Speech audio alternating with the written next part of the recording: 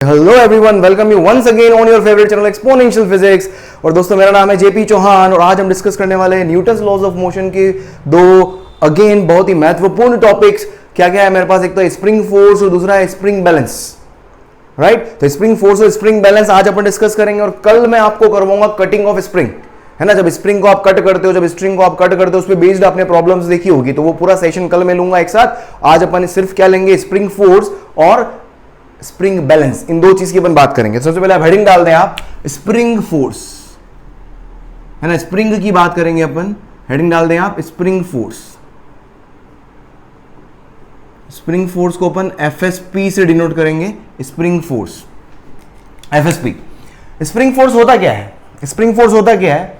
देखो, जब भी आप स्प्रिंग की बात करते हो, जब भी कोई स्प्रिंग, ये सपोज मेरे पास स्प्रिंग है ना, ये मेरे पास एक स्प्रिंग है। ये स्प्रिंग इसकी क्या है? नेचुरल लेंथ पर है। स्प्रिंग क्या है?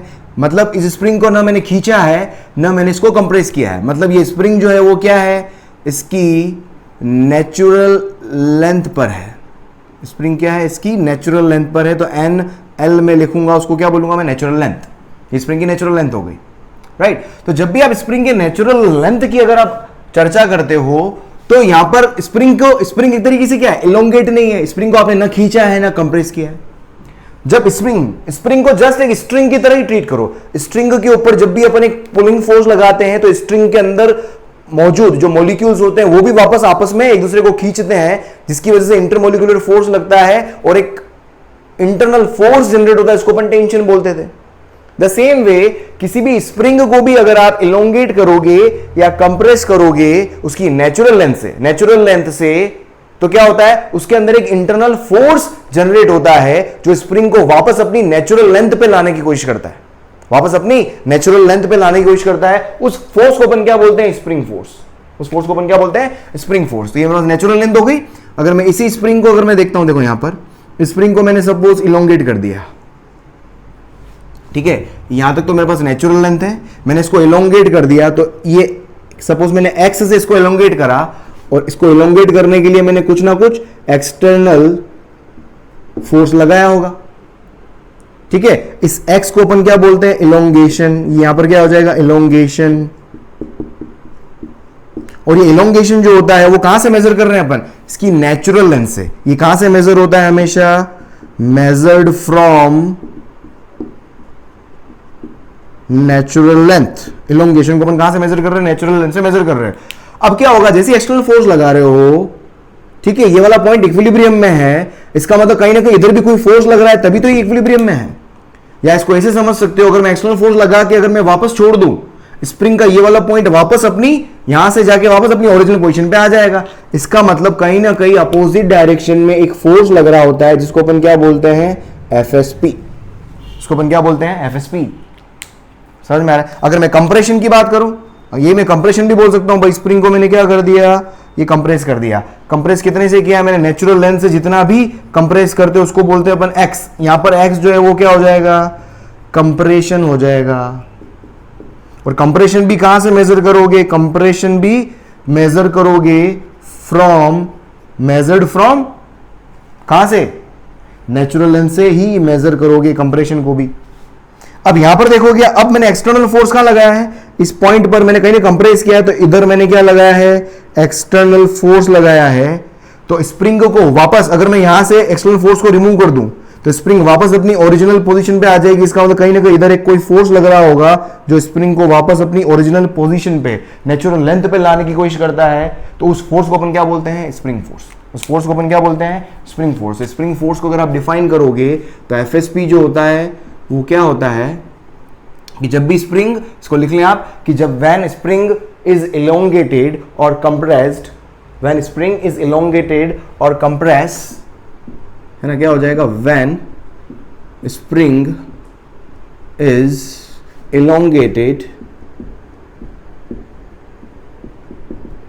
Oblique compressed from natural length, then a force x, है ना, a force acts opposite to the external force, या a force act to the natural position, है ना, a force acts towards the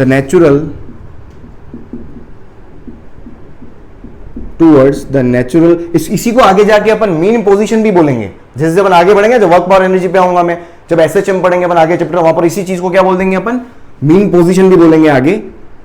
mean position या natural position, या इसको अपन क्या बोल देते हैं, मीन पोजीशन वैसे डिफरेंट होती है, इसको कंफ्यूजन न करें आप, ध्यान, नेचुरल पोजीशन इसको बोल रहा हूं मैं, this is what natural position, ऐसा समझ लें आप। नेचुरल पोजीशन क्या हो गया, व्हेन स्प्रिंग इज इलोंगेटेड और compressed from natural length, a force acts towards the natural position which brings back the spring to its natural length, to its natural length is called what, FSP। इसको अपन क्या बोलते हैं, FSP। ठीक है, एक चीज समझ में आ गई अपने को। यहीं से अपने पास एक लॉ डिफाइन होता है, इसको अपन क्या बोलते हैं, हुक्स लॉ।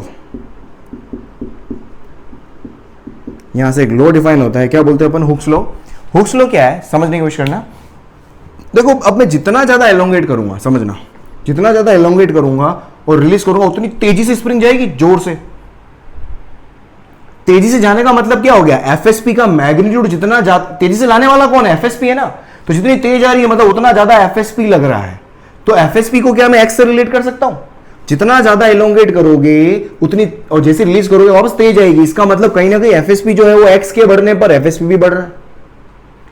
जितना कंप्रेस करोगे, जितना अंदर धकेल कर रिलीज करोगे, उतना तेज स्प्रिंग वापस लौट के जाएगी। इसका मतलब कहीं ना कहीं एक्स को बढ़ा रहा हूं, अगर कंप्रेस कर रहा हूं तो भी मैं एक्स को बढ़ा रहा हूं, तो एक्स बढ़ेगा तो एफएसपी क्या होता है, बढ़ता है। तो हुक्स लॉ क्या बोलता है कि जो एफएसपी जो होता है इज डायरेक्टली प्रोपोर्शनल किसके होता है, एक्स के। डायरेक्टली प्रोपोर्शनल क्या होता है, ये हुक्स लॉ है। और यहीं से मेरे पास एक प्रोपोर्शनलिटी कांस्टेंट आ गया, इसको बोलते हैं अपन क्या है, के। क्या बोलते हैं अपन, के। ये के की जो वैल्यू, के को अपन क्या बोलते हैं, स्प्रिंग कांस्टेंट। के को क्या बोलते हैं अपन, स्प्रिंग कांस्टेंट। के को क्या बोलते हैं अपन, स्प्रिंग कांस्टेंट। और यहां पर अगर मैं स्प्रिंग कांस्टेंट बोलूं, या इसको अपन स्टिफनेस कांस्टेंट भी, स्टिफनेस भी बोल देते हैं। स्टिफनेस किसकी, स्प्रिंग की स्टिफनेस भी बोलते हैं अपन इसको, के को। समझ में आ रहा है। अब यहां पर के देखोगे, यहां पर के बारे में और मैं अगर पॉइंट लिखूं तो के जो होता है वो क्या होता है, प्रॉपर्टी ऑफ स्प्रिंग होती है। के जो होता है वो क्या होता है, प्रॉपर्टी ऑफ स्प्रिंग होता है। मतलब जैसे ही स्प्रिंग चेंज करूंगा के की वैल्यू चेंज हो जाएगी। तो ये क्या है, प्रॉपर्टी ऑफ स्प्रिंग।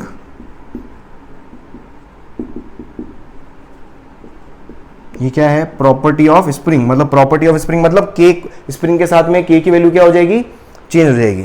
समझ में आया। यहां से इसकी यूनिट अगर आप लिखोगे, इसका यूनिट कितना आ जाएगा, इसका यूनिट क्या आएगा, के इक्वल टू क्या हो गया, एफएसपी अपॉन एक्स हो गया। एफएसपी क्या होता है, फोर्स, मतलब न्यूटन, और एक्स क्या हो गया, मीटर। तो ये हो जाएगा न्यूटन पर मीटर, इसका क्या आ जाएगा, यूनिट आ जाएगा। समझ आ रहा है। इसको लिखो, देखो यहां से फिर एक और इंपॉर्टेंट पॉइंट्स की मैं चर्चा करता हूं। लिखो इसको, देखो लिखो, लिखे भैया लिखो। ये रहने देता हूं मैं, यहीं से मिटाता हूं। देख इसको, देख समझना। देख यहां से मेरे पास क्या आ गया, इसी को देख समझना। इसको अगर मैं वेक्टर फॉर्म में लिखूं, इसको अगर मैं वेक्टर फॉर्म में लिखूं, एफएसपी को अगर मैं वेक्टर फॉर्म में लिखूं तो देख समझने की कोशिश करना। देख एक्स अगर इधर लगा रहा हूं, डिस्प्लेसमेंट अगर इधर है तो एफएसपी इधर है, डिस्प्लेसमेंट अगर इधर है लेफ्ट में तो एफएसपी इधर है। इसका मतलब एफएसपी और एक्स हमेशा अपोजिट डायरेक्शन में आएंगे। मतलब एफएसपी बराबर हमेशा क्या मिलेगा वेक्टर फॉर्म में, माइनस के एक्स। ये नेगेटिव साइन क्या शो कर रहा है, शोज दैट क्या कि FSP and what X are opposite, दोनों क्या है, अपोजिट डायरेक्शन में है। बस ये पॉइंट लिखते जाओ, मैं स्टार बना रहा हूं। देख और समझ, मैंने के की बात करी थी यहां पर।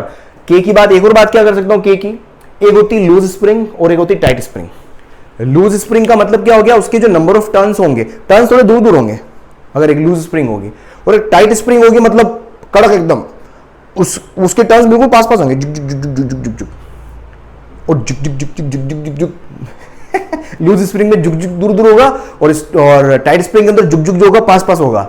ठीक है, दो तरीके। तो कौन से वाले स्प्रिंग का के ज्यादा होता है और कौन से वाले स्प्रिंग का के कम होता है, वो अपने को यहां पर कंपेयर करना है। ठीक है, तो देखो अपन यहां पर अगर मैं लूज स्प्रिंग की बात करूं, दो स्प्रिंग बना रहा हूं, समझना। ये लूज स्प्रिंग में क्या है, मेरे पास टर्न्स दूर दूर है और जुक जुक जुक जुक जुक जुक ये पास में है, ये। तो ये मेरे पास क्या है, टाइट स्प्रिंग है, ये टाइट स्प्रिंग है, और ये मेरे पास क्या है, लूज स्प्रिंग है। ठीक है, अब मुझे दोनों का के कंपेयर करना है। मैं बोलता हूं इसका के K1 है, इसका KL ले लो लूज, और ये टाइट मतलब KT। मुझे KL और KT को कंपेयर करना है। अब एक समझने की कोशिश करना, कैसे कंपेयर कर सकते हो।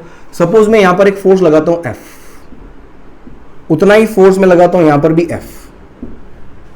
अगर ये लूज स्प्रिंग है तो इसका इलोंगेशन जो होगा वो क्या आएगा, सपोज XL आ रहा है, और ये टाइट स्प्रिंग है तो इसका इलोंगेशन डेफिनेटली इससे तो कम ही आएगा। क्यों? क्योंकि सेम फोर्स अगर लूज स्प्रिंग पे लगा रहे हो तो ज्यादा खिंचाएगी, और टाइट स्प्रिंग पे लगाओगे तो वो कम खिंचाएगी। तो इसका x थोड़ा xt की वैल्यू थोड़ी छोटी आएगी, ये यहां तक सपोज इतनी सी आएगी। अब अगर आप f, हाँ एक और चीज यहां पर अगर आप देखोगे, अब समझने की कोशिश करना। अगर मैंने यहां पर इसको खींच दिया है, यहां पर खींच के रखा हुआ है, तो एक चीज और देख सकते हैं यहां पर कि एक्सटर्नल फोर्स और एफएसपी का मैग्नीट्यूड हमेशा इक्वली होगा। क्यों? क्योंकि ये पॉइंट मेरे पास क्या इक्विलिब्रियम में है, मैंने खींचा यहां तक खींचा, तो जहां तक भी खींच रहे हो, होल्ड कर रहे हो, इसका मतलब कहीं ना कहीं ये पॉइंट इक्विलिब्रियम में है। इसका मतलब एफ एक्सटर्नल का मैग्नीट्यूड जो होगा, तो यहां से एक और चीज आप लिख सकते हो क्या, कि जो हमेशा एफ एक्सटर्नल का जो मैग्नीट्यूड होता है हमेशा किसके बराबर होगा, वो एफएसपी के मैग्नीट्यूड के बराबर होगा। और वो कितना होगा, हमेशा k मल्टीप्लाइड बाय x के बराबर ही होगा। ये चीज अपने को समझ में आती है, समझ में आती है। तो देखो यहां से मैं f अगर लिखूं तो f का फॉर्मूला मेरे पास क्या हो गया, k मल्टीप्लाइड बाय x, और इसके अकॉर्डिंग f की वैल्यू मेरे पास क्या आ गई, f equals to KL multiplied by XL। For the same force applied, force दोनों पे सेम है, फोर्स दोनों पे सेम है, इसका मतलब मैं क्या बोल सकता हूं, दोनों का प्रोडक्ट मेरे पास क्या होगा, कांस्टेंट होगा। मतलब k और x का जो प्रोडक्ट होगा वो क्या होगा, कांस्टेंट होगा। इसका मतलब k की वैल्यू इनवर्सली प्रोपोर्शनल क्या हो गई, x। k की वैल्यू इनवर्सली प्रोपोर्शनल क्या हो गई, x। और यहां से अगर आप देख पा रहे हो तो ये लूज स्प्रिंग है और ये टाइट स्प्रिंग है, ये टाइट स्प्रिंग है। तो यहां पर अगर आप देखोगे किसके x की वैल्यू ज्यादा है, XL की वैल्यू XT से ज्यादा है। अगर XL की वैल्यू XT से ज्यादा है तो यहां से मैं क्या बोल सकता हूं कि KT की वैल्यू KL से ज्यादा होगी, KT की वैल्यू KL से ज्यादा होगी। मतलब टाइट स्प्रिंग का जो स्टिफनेस होता है वो हमेशा क्या होता है, या उसका स्प्रिंग कांस्टेंट जो होता है वो हमेशा क्या होता है, ज्यादा होता है लूज स्प्रिंग के कंपैरेटिवली। समझ में आ रहा है? इसको लिखो, देखो और आगे बढ़ते हैं, जल्दी से लिखो इसको, आप जल्दी से लिखो, है ना, स्टार बना के पॉइंट बना के लिखते जाओ इनको। देख, अब बाय डिफॉल्ट कोई भी स्प्रिंग जो होती है अपन हमेशा क्या लेके चलते हैं, स्प्रिंग को मासलेस। जैसे अपन ने पुली पढ़ा था, पुली को अपन एज्यूम करते हैं मासलेस, आइडियल पुली, है ना, आइडियल पुली, है ना, स्टार बना पॉइंट बना बना के लिखते जाओ यार, है ना। देख और देख, जो आइडियली जो स्प्रिंग जो होती है वो हमेशा क्या लेके चलते हैं अपन, मासलेस। स्प्रिंग क्या लेके चलते हैं अपन, क्या एज्यूम करके चलते हैं, हमेशा मासलेस। अगर स्प्रिंग आपके पास मासलेस है तो कोई भी स्प्रिंग है, सपोज ये मेरे पास स्प्रिंग अगर है ना, स्प्रिंग अगर मेरे पास मासलेस है तो देखो क्या होगा, स्प्रिंग के किसी भी पॉइंट पर अगर मैं टेंशन लिखना चाहूं, सपोज यहां पर मेरे पास क्या है, मैंने एक्सटर्नल फोर्स लगाया, उसकी वजह से अंदर मतलब टेंशन बोलो, देखो स्प्रिंग के अंदर टेंशन होता है, स्प्रिंग के अंदर एफएसपी होता है, दोनों का रोल सेम है। ठीक है, दोनों का रोल सेम है। हमेशा मैं कभी कभी टेंशन मुंह पे आ जाए तो समझ जाना मैं एफएसपी की बात कर रहा हूं। तो स्प्रिंग के अंदर अगर मैं टेंशन की बात करूं, सपोज मेरे पास इतना सा पार्ट है, समझने की कोशिश करना, इसका मास क्या है, डीएम। ठीक है, स्प्रिंग को अगर मैं खींचूंगा तो यहां पर क्या होगा, एक फोर्स इधर लगेगा, सपोज इसको बोल दिया मैंने T1, और इसी पॉइंट पर इधर भी लगेगा, दोनों तरफ, away from point of contact. जैसे स्ट्रिंग में लगता है ना, वैसे स्प्रिंग के अंदर लगता है। भाई स्प्रिंग क्या बस गोल गोल ही तो है तो लंबा वायर ही था ना, इतना सा डिफरेंस है। तो देखो यहां पर अगर आप देखोगे, अब अगर ये इधर खिंचा रही है, अगर ये स्प्रिंग अगर इक्विलिब्रियम में है, इक्विलिब्रियम में है, तो यहां से मैं क्या लिख सकता हूं, T1 minus T2 equals to mass into acceleration. अब स्प्रिंग अगर मासलेस है, स्प्रिंग अगर मासलेस, कभी स्ट्रिंग बोल दूं स्प्रिंग बोल दूं मतलब कंफ्यूज मत होना यार, स्प्रिंग ही बोल रहा हूं, क्योंकि कई बार क्या होता है, काफी टीचर के साथ में होता है, स्प्रिंग पढ़ाते पढ़ाते स्ट्रिंग बोलते जा रहे, सर स्प्रिंग चल रही, स्ट्रिंग क्या बोल रहे हो, है ना, स्प्रिंग पढ़ रहे अपन अभी, ठीक है, स्प्रिंग। तो T1 माइनस T2 और मासलेस है मतलब इसकी वैल्यू क्या होगी, 0। तो T1 माइनस T2 की वैल्यू क्या होगी मेरे पास, 0।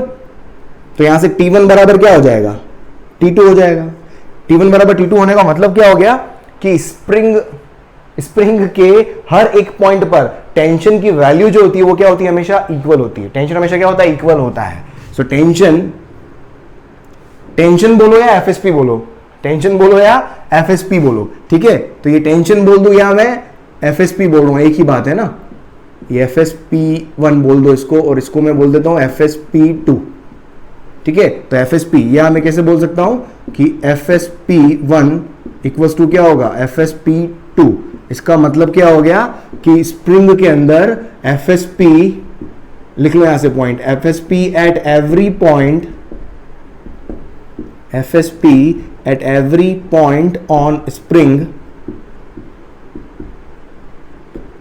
रिमेन्स सेम,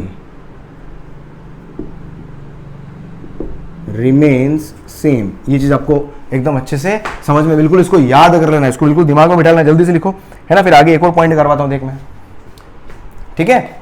एक और पॉइंट देखो कि कोई भी स्प्रिंग है सपोज,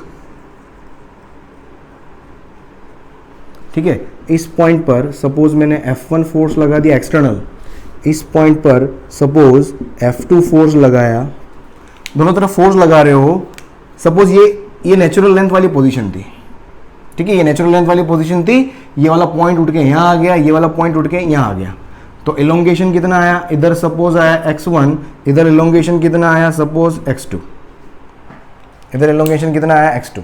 अब मैं आपको पूछता हूं कि भाई what will be the value of FSP, what will be the value of FSP। तो FSP जब भी लिखते हो क्या लिखते हो, k मल्टीप्लाइड बाय इलोंगेशन, उसका मैग्नीट्यूड जो लिखते हो क्या लिखते हो हमेशा, k multiplied bye elongation x या कंप्रेशन x। अब देखो अगर इस स्प्रिंग को अगर आप देखोगे, दोनों तरफ इस फोर्स की वजह से इलोंगेशन x1 आया, इस फोर्स की वजह से इलोंगेशन x2 आया, तो टोटल इलोंगेशन कितना आया, x1 plus x2। Spring total कितनी खिंचाई, that will decide the value of elongation.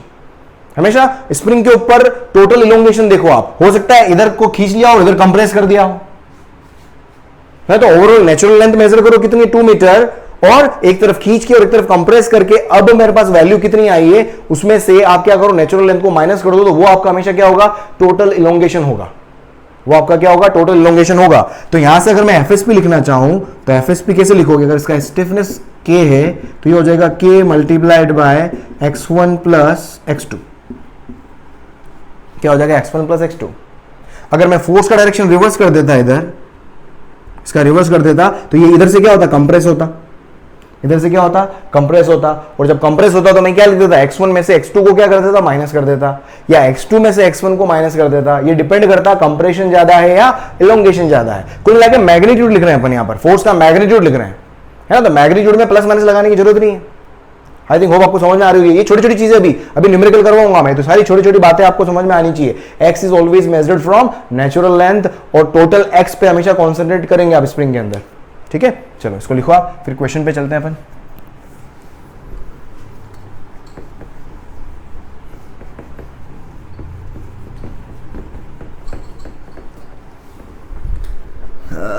बम बम बोले,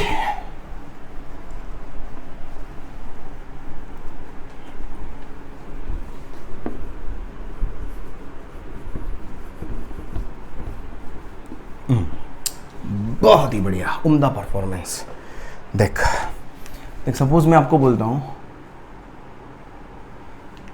हे भगवान दे दो वरदान, चल तो क्वेश्चन देख भैया, ठीक है। ये आपकी क्या है, नेचुरल लेंथ है। मैं यहाँ पर अब क्या करता हूँ, सपोज एक 10 किलोग्राम का मास हैंग कर देता हूँ, ठीक है, तो ये कहीं नीचे आएगा। ये सपोज यहां पर आ गया, कितना, 10 किलोग्राम का मास यहां पर आ गया। तो मुझे मालूम करना है, अगर के की वैल्यू मुझे दी हुई है 100 न्यूटन पर मीटर, तो आपको मालूम करना है find FSP and elongation in spring. Spring का एफएसपी मालूम करना है और इलोंगेशन मालूम करना है आपको, दोनों है ना। बहुत सिंपल क्वेश्चन शुरुआत करेंगे अपन। देख यहां पर जैसे मैंने मास लटकाया तो वो नीचे कहीं जाके इक्विलिब्रियम में आएगा। सपोज यहां आके ये इक्विलिब्रियम में आ गया है, तो डेफिनेटली यहां पर जो डाउनवर्ड जो फोर्स लग रहा है कितना, 100 newton, 10 multiplied by G, 100 newton नीचे लग रहा है, और स्प्रिंग के ऊपर ये एक्सटर्नल फोर्स हो गया, स्प्रिंग के ऊपर 100 न्यूटन एक्सटर्नल फोर्स है, तो स्प्रिंग वापस को खींचने की कोशिश करेगी, किससे, एफएसपी से। और अगर ये नेचुरल लेंथ से ये वाली लेंथ मेरे पास क्या हो जाएगी, एक्स, इलोंगेशन हो जाएगा। तो आपको अब यहां से मालूम करना है, तो देखो अब इक्विलिब्रियम में देखो क्या होगा, अब आपको क्या मालूम करना है, इलोंगेशन और एफएसपी मालूम करना है। तो एट इक्विलिब्रियम, है ना, एट इक्विलिब्रियम इसका एफबीडी बनाऊं तो देख मेरे पास क्या बनेगा, 100 न्यूटन तो नीचे लग रहा है और एफएसपी ऊपर लग रहा है, कोई एक्सेलरेशन इक्विलिब्रियम में है। तो इक्विलिब्रियम में क्या हो जाएगा, एफएसपी की वैल्यू कितनी हो जाएगी, 100 न्यूटन इज योर आंसर। मुझे क्या मालूम करना है, अब मुझे मालूम करना है क्या, इलोंगेशन मालूम करना है। तो एफएसपी का मैग्नीट्यूड जो होता है वो किसके बराबर होता है, के मल्टीप्लाइड बाय एक्स के। के मल्टीप्लाइड बाय एक्स कितना है, 100, तो एक्स की वैल्यू कितनी हो गई, 100 डिवाइडेड बाय के की वैल्यू भी कितनी दे रखी है, 100, तो क्या हो जाएगा, 1 metre will be your answer. समझ रहा है। इसका उल्टा अगर मैं आपको बोलता हूं, सपोज है ना, ये ठीक है, स्प्रिंग, अभी स्प्रिंग की कंडीशन मेरे पास ये है, के की वैल्यू दे रखी है आपको 200 न्यूटन पर मीटर, ठीक है। अब मैं क्या करता हूं, इस स्प्रिंग के ऊपर एक ब्लॉक रखता हूं, ठीक है, ब्लॉक रखूंगा और सपोज ये यहां पर आ गई, ये मैंने यहां पर ब्लॉक रखा कितना, 2 किलोग्राम का, ये इसका ये नेचुरल लेवल आ गया, और ये मेरे पास क्या आ जाएगा, इतना कंप्रेस हुआ है, मतलब ये वैल्यू क्या हो गई, एक्स। अगर के की वैल्यू मेरे को दी हुई है, आपको फाइंड करना है, बस सेम क्वेश्चन वापस पूछ सकते हैं यहां पर कि क्या भाई, कि फाइंड क्या, एफएसपी एंड एक्स, है ना। एफएसपी आपका क्या हो गया, स्प्रिंग फोर्स, और एक्स क्या हो गया, इलोंगेशन। यहां पर इलोंगेशन नहीं बोल के अपन कंप्रेशन बोल देंगे। तो वापस देखो इक्विलिब्रियम में, देख क्या हो जाएगा, इक्विलिब्रियम पे क्या लिखोगे आप, इक्विलिब्रियम पे डायग्राम बनाओगे तो मेरे पास क्या आएगा, इक्विलिब्रियम पे डायग्राम बनाओगे क्या आएगा। तो देखो समझो, यहां पर फोर्सेस अगर आप देखोगे तो देखो यहां पर क्या लग रहा है, 200 न्यूटन, ठीक है। स्प्रिंग कंप्रेस हो रही है, तो स्प्रिंग अपने आप को कंप्रेस होने से रोकेगी, तो ऊपर की तरफ फोर्स लगाएगी, जो क्या होता है, एफएसपी होता है ना। हमेशा नेचुरल लेंथ के टुवर्ड्स फोर्स का डायरेक्शन होता है एफएसपी का। तो बस यहां पर क्या हो जाएगा, 200 न्यूटन नीचे लग रहा है, ठीक है, और ऊपर कितना लग रहा है मेरे पास, एफएसपी। तो इक्विलिब्रियम पे क्या हो जाएगा, इस एफएसपी की वैल्यू किसके बराबर हो जाएगी, 200 के बराबर हो जाएगी, न्यूटन। सो एफएसपी कितना आ गया मेरे पास, 200 न्यूटन आंसर आ गया मेरे पास। और अगर मुझे के की वैल्यू दी हुई है, यहां से एफएसपी की वैल्यू क्या होती है, के एक्स होता है, तो के एक्स इक्वल्स टू 200, तो एक्स इक्वल्स टू कितना आ गया, 200 डिवाइडेड बाय के की वैल्यू दे रखी है आपको 200, तो 200 अपॉन 200 क्या आ गया मेरे पास, 1 मीटर मेरे पास क्या आ गया, कंप्रेशन आ गया। वही 1 मीटर क्या आ गया, कंप्रेशन आ गया। अरे भाई क्लियर है ना, जल्दी आगे बढ़ो। देख अगला प्रश्न एक और करवाता हूं मैं, बहुत ही जबरदस्त उम्दा परफॉर्मेंस।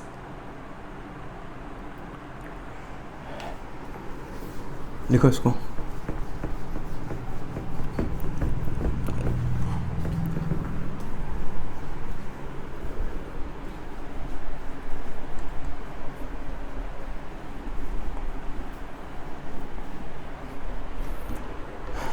देख इसी के अंदर मैं क्या कर दूं, सपोज थोड़ा सा और अपन धीरे धीरे छोटे छोटे क्वेश्चन करवा के आगे बढ़ूंगा। देख एक स्ट्रिंग ली मैंने, एक 5 किलोग्राम का ब्लॉक ले लिया और यहाँ पर स्प्रिंग लगा दी मैंने, कितनी, 2 किलोग्राम की, ठीक है, इसके के की वैल्यू दी हुई है 500 न्यूटन पर मीटर। ठीक है, आपको मालूम करना है find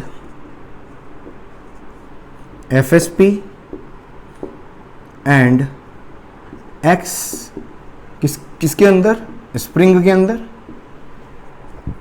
and tension in string, tension in spring कभी बोलूंगा मैं स्प्रिंग, आपको सुनाई देगा स्ट्रिंग तो हमारे भी जुबान लड़खड़ाती है भाई, कभी स्ट्रिंग को स्ट्रिंग, भावनाओं को समझते रहना भाई, अटकने का नहीं है। चलो, सारा खेल आपका इक्विलिब्रियम, ये सिस्टम भी वापस कहीं ना कहीं इक्विलिब्रियम में आएगा। तो सपोज ये ब्लॉक कहीं नीचे जाके सपोज यहां इक्विलिब्रियम में आया, ये इसका नेचुरल लेंथ हो गया, तो यहां से यहां तक ये जो होगा वो क्या होगा, x होगा, ये होगा x। अब ये मेरे पास 2, अब यहां पर अगर फोर्सेस देखें, ये भगवान बना दो, समझ जाना यार, 2 किलोग्राम है, 2 किलोग्राम पे कितना लगेगा 20, यार पहले वाले क्वेश्चन में कहीं 2 किलोग्राम था कि 20 किलोग्राम था यार, पहले वाले क्वेश्चन में 2 किलोग्राम लिया था, 20 किलोग्राम लिया था, एक बार वो देख लेना। मतलब 20 न्यूटन नीचे, और स्प्रिंग खिंचा रही है तो स्प्रिंग वापस को ऊपर की तरफ खींचेगी, तो यहां ऊपर लगेगा क्या, FSP। ये अपने को क्लियर है, ठीक है। यहां पर क्या लगेगा, FSP। स्प्रिंग, भाई स्प्रिंग पे क्या होगा हमेशा, स्प्रिंग का ये वाला पॉइंट भी तो क्या करेगा, नीचे खिंचाएगा ना। अरे समझ में आ रहा है। तो यहां पर तो FSP स्ट्रिंग के अंदर क्या होता है हमेशा, अपोजिट, अवे फ्रॉम द, मतलब स्ट्रिंग के अंदर क्या पड़ा था, tension upon away from the point of contact. तो एक FSP सपोज यहां लग रहा है away from the point of contact, जो मैंने ये लगाया अभी ऊपर की तरफ, तो ये यही FSP आपका इधर भी आएगा, away from the point of contact, just treat just like what, string. और टेंशन T मेरे पास यहां आ जाएगा। अब देखो दोनों का FBD बनाते हैं अपन, समझना, दोनों का FBD बनाओ। देख, अगर मैं इसको पूरा सिस्टम मान लूं, तो सिस्टम की तरह, इसको सिस्टम की तरह ट्रीट करोगे तो भी काम हो जाएगा, बिना सिस्टम के करोगे तो भी काम हो जाएगा, दोनों से करवा देता हूं मैं। देख, तो 5 किलोग्राम का FBD बनाओगे तो 5 किलोग्राम पे क्या लग रहा है, टेंशन ऊपर लग रहा है T, और नीचे क्या लग रहा है मेरे पास, FSP। इसके अलावा कुछ है क्या, हाँ एक और है भाई, धरती माता लगा रही है भाई, कितना, 50 न्यूटन। तो ये इक्विलिब्रियम में अगर है तो T की वैल्यू क्या आ जाएगी मेरे पास, FSP प्लस 50 के बराबर आ जाएगी, ये 5 किलोग्राम। 2 किलोग्राम के लिए अगर मैं लिखूंगा, 2 किलोग्राम के लिए क्या हो जाएगा, एक तो 20 न्यूटन लग ही रहा है, 20 न्यूटन लग ही रहा है, और ऊपर क्या लग रहा है, FSP लग रहा है, और ये भी इक्विलिब्रियम में दो ही फोर्सेस है। तो यहां पर, यहां से सीधा लिखोगे आप, FSP की वैल्यू कितनी आ गई मेरे पास, 20 न्यूटन FSP आ गया। इस FSP को यहां पर रखोगे, इस FSP को यहां पर रखोगे तो टेंशन की वैल्यू आ जाएगी 20 प्लस 50, कितना आ गया मेरे पास, 70 न्यूटन। इस 70 न्यूटन को ऐसे भी निकाल सकते थे आप, देखो ऊपर टेंशन T, और यहां पर दो फोर्स लग रहे हैं, एक तो कौन सा, 50 न्यूटन एक्सटर्नल फोर्स। ये पूरा सिस्टम अगर आप मान लो तो सिस्टम के ऊपर एक्सटर्नल फोर्स क्या क्या है, एक तो टेंशन, FSP तो इंटरनल फोर्स हो गया, इन दोनों के बीच का फोर्स है, आपस की बात है, FSP तो इन दोनों के आपस की बात है। तो यहां पर क्या आ जाएगा मेरे पास, तो एक तो हो गया 50 न्यूटन नीचे, और एक हो गया मेरे पास 20 न्यूटन नीचे।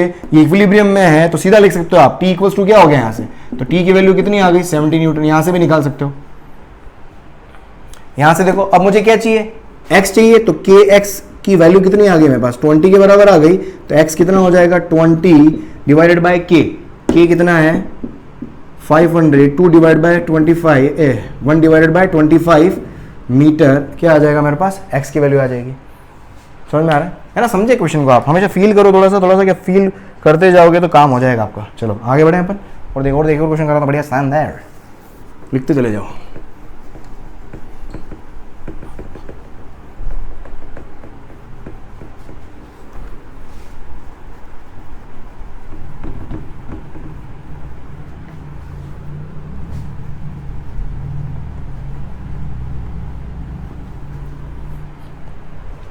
देख, एक और प्रश्न देखो भाई साहब, और क्या हो सकता है,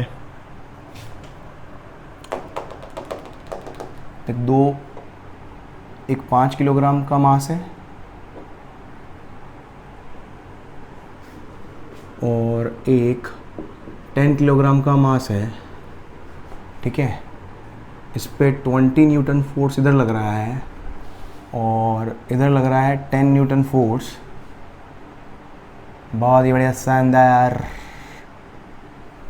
ठीक है। अब सपोज इस वाले ब्लॉक का, ये कुल मिला के जो भी फोर्स लगा रहे हो, अगर इस ब्लॉक का एक्सेलरेशन में बोलूँ 2 मीटर पर सेकंड स्क्वायर है, के की वैल्यू ले लो आप 500 न्यूटन पर मीटर, तो ये वाला ब्लॉक कितने एक्सेलरेशन से, इसको A1 बोल दो, इसको A2 बोल दो, से मूव करेगा, ये आपको मालूम करना है, ये आपको मालूम करना है। समझ में आ रहा है? और एक और चीज़ क्या मालूम कर सकते हो आप, हाँ, also find FSP and X of spring. Spring के अंदर कितना इलोंगेशन, जो भी आया वो अपने को यहाँ पर मालूम करना है। देखो इस तरह के क्वेश्चन को करने का तरीका क्या है, सिंपल। देखो स्प्रिंग में हमेशा ध्यान रखें, अगर स्प्रिंग इधर खिंचा रही है ना, इधर फोर्स लगा रहा हूं, तो डेफिनेटली स्प्रिंग इसको वापस इधर खींचने की कोशिश करेगी। किससे? FSP से। ये FSP वापस away from point of contact, इधर भी उतना ही लगेगा मेरे पास FSP। Clear? Away from the point of contact, simple सा है। अब देखो यहां पर, अब मैं यहां पर मान के चल रहा हूं अगर FSP इधर लग रहा है तो कहीं ना कहीं पूरी स्प्रिंग जो है वो क्या एलोंगेट हो रही है। इसका मतलब यही हुआ, FSP इधर लग रहा है, इसका मतलब कहीं ना कहीं स्प्रिंग को मैं मान के चल रहा हूं इलोंगेशन आ रहा है, स्प्रिंग के अंदर कहीं ना कहीं इलोंगेशन आ रहा है। मतलब मैंने मान के चला है स्प्रिंग के अंदर क्या इलोंगेशन आया है, इलोंगेशन आया मतलब स्प्रिंग की लेंथ बड़ी है। ठीक है, अब यहां पर x की वैल्यू जब आप फाइंड आउट करोगे, मुझे पता नहीं, कुछ भी हो सकता है ना भाई, 20 इधर है 10 इधर है, तो कंप्रेस भी हो सकती है, कुछ इलोंगेट भी हो सकती है, कुछ भी हो सकती है, मुझे कुछ भी नहीं पता है। तो यहां पर फिक्स कर, इसको सिंपल करने का तरीका क्या है, FSP हमेशा क्या करो, away from the point of contact आपने लिया, यहां से x की वैल्यू अगर पॉजिटिव आती है, इट मींस x का x मेरे पास क्या होगा, इधर ये x, ये होगा मेरे पास x, क्योंकि FSP इधर लग रहा है तो x इधर लगेगा, सिंपल सी बात है। इसमें FSP इधर लग रहा है मतलब x इधर लगेगा, मतलब x इधर लग रहा है, इसका x इधर, इस फोर्स का x इधर, इस फोर्स का x इधर, तो कुल मिला के स्प्रिंग क्या होगी, इलोंगेट होगी। स्प्रिंग क्या होगी, इलोंगेट होगी। तो x अभी मैंने क्या लिया है, तो मैंने एज्यूम किया है लेट स्प्रिंग इज इलोंगेटेड। कुछ तो मालूम करना पड़ेगा ना, क्यों अपने को कुछ भी नहीं पता है ना, कुछ भी नहीं पता है। अगर इलोंगेट मान लिया, अगर मेरे पास इफ x अगर नेगेटिव आ जाता है, नेगेटिव आ जाता है, इट मींस स्प्रिंग जो है वो क्या इलोंगेट नहीं होके क्या हुई है, स्प्रिंग जो होगी वो क्या हो जाएगी, कंप्रेस्ड होगी। उल्टा आ गया अगर x, मैंने तो अपने हिसाब से एज्यूम किया ना, मुझे कुछ भी नहीं पता है, सिंपल सा कॉन्सेप्ट है इसके क्वेश्चन। इस तरह के क्वेश्चन में हमेशा ध्यान रखें आप। अब करने का तरीका क्या होगा, देख पूरा सिस्टम, इसको पूरा सिस्टम मान लो, FSP तो दोनों आपस में कैंसिल हो जाएंगे हमेशा, तो इस सिस्टम के ऊपर टोटल फोर्स कितना लग रहा है, 10 न्यूटन इधर, और इधर कितना लग रहा है, 20 न्यूटन। बस इस वाले ब्लॉक का एक्सेलरेशन कितना है, 2 मीटर पर सेकंड स्क्वायर, इसका एक्सेलरेशन मेरे को मालूम करना है। और ये ब्लॉक है आपका कितना, 10 किलोग्राम का, और ये वाला ब्लॉक है कितना आपका, 5 किलोग्राम का। तो यहां पर सिंपल लिखो F net equals to mass into acceleration. F net कितना है, 20 और 10 दोनों ही, 20 और 10 दोनों ही फोर्सेस अगर आप देखोगे तो दोनों ही फोर्सेस को क्या क्या कर रहे हैं, एक्सेलरेट करवाएंगे। तो 20 प्लस 10 30, तो नेट फोर्स हो गया equals to mass into acceleration. इस मास का ये वाला मास इंटू, या इसको ऐसे कर लो, m1a1 प्लस m2a2, है ना, क्योंकि इसके ऊपर नेट फोर्स अलग लग रहा है, इसके ऊपर नेट फोर्स अलग लग रहा है, लेकिन मुझे पता है इसका एक्सेलरेशन ये आएगा, इसका एक्सेलरेशन ये आ रहा है, ये a2 है। ठीक है, अब यहां पर a1 दोनों को अगर मैंने ऐड किया है, दोनों को अगर मैंने यहां पर ऐड कर दिया, इसका मतलब मैंने दोनों की डायरेक्शन क्या ली है, सेम ली है। अगर किसी वजह से a1 की वैल्यू, इसको सॉल्व करोगे तो a1 आएगा, अगर a1 की वैल्यू नेगेटिव आ गई, इसका मतलब ये जो डायरेक्शन मैंने एक्सेलरेशन का लिया था वो गलत ले लिया है, एक्चुअल में एक्सेलरेशन का डायरेक्शन क्या आ जाएगा, अपोजिट आ जाएगा। ये बहुत छोटी छोटी बातें होती है, हमेशा पॉजिटिव नेगेटिव से घबराओ मत, है ना, कभी घबराना नहीं है। जो साइन आपने लिया है उसका अगर नेगेटिव, उसकी जगह नेगेटिव आंसर आ जाता है, इसका मतलब whatever direction you have chosen, actual direction will come out to be opposite to that chosen direction. बिल समझ आ रहा है, देख क्या हो जाएगा, तो 10 इंटू 2 प्लस 5 इंटू a1, तो कितना हो गया, 20 प्लस 10 30, 30 माइनस 20,